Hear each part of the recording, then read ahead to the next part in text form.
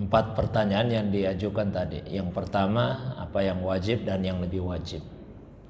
Sebetulnya kewajiban kita ini sebagai hamba Allah, ya, apa yang Allah perintahkan kita kerjakan, apa yang Allah larang kita tinggalkan. Nah, itu kewajiban kita sebagai hamba Allah SWT. Sederhananya ya takwa. Kemudian takwa itu diuraikan menjadi 2 bagian. Bagian pertama imtisalul awamir, laksanakan perintahnya Allah. Bagian kedua ya tinggalkan larangannya. Itulah 2 kewajiban kita. Tentu yang lebih ditegaskan itu adalah meninggalkan larangan. Karena kalau melaksanakan perintah, biar sekali saja sudah melaksanakan itu. Tapi kalau yang namanya meninggalkan larangan, maka itu harus dilakukan sepanjang masa. Ya, jadi yang namanya meninggalkan larangan itu harus dilakukan sepanjang masa. Namanya larangan, Pak. Itu hanya disebut bahwa meninggalkan larangan itu lebih diwajibkan daripada melaksanakan perintah. Terus yang kedua, yang dekat dan yang lebih dekat. Sesuatu itu disebut dekat kalau dia pasti.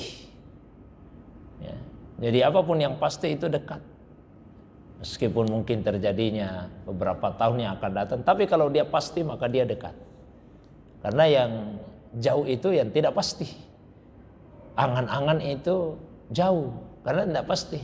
Belum tentu kita bisa mewujudkannya. Oh, saya mau jadi ini. Oh, itu jauh. Karena belum tentu kita bisa mewujudkan. Tapi sesuatu yang pasti maka itu dekat. Kiamat itu pasti. Maka kiamat dekat.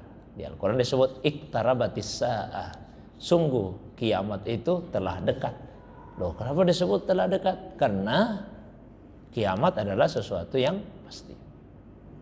Tapi yang lebih dekat lagi dibandingkan kiamat adalah kematian. Nah, kematian orang per orang.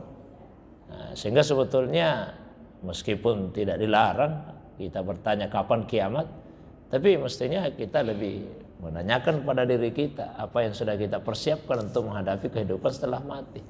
Karena kita ini belum tentu hidup sampai menjelang kiamat itu. Ya, maka kematian itu jauh lebih dekat dibandingkan dengan kiamat tadi. Kemudian yang berikutnya yang aneh dan yang lebih aneh, ya yang aneh ini dunia kan. Dunia ini aneh. Banyak sekali kebohongan-kebohongan di dalamnya, banyak hal yang kita tidak duga-duga. Sehingga digambarkanlah bahwa dunia itu laibun walahun.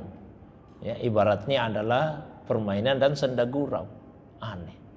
Tapi yang lebih aneh lagi, sudah jelas-jelas seperti itu, kita malah mengejar-ngejar dunia, sesuatu yang aneh, yang tidak ada nilainya dibandingkan akhirat. Nah, itu perkara yang jauh lebih aneh lagi. Ya, kalau kita diberitahu misalnya, ini ada minuman yang, mohon maaf, katakanlah misalnya ini, kenikmatannya sedikit.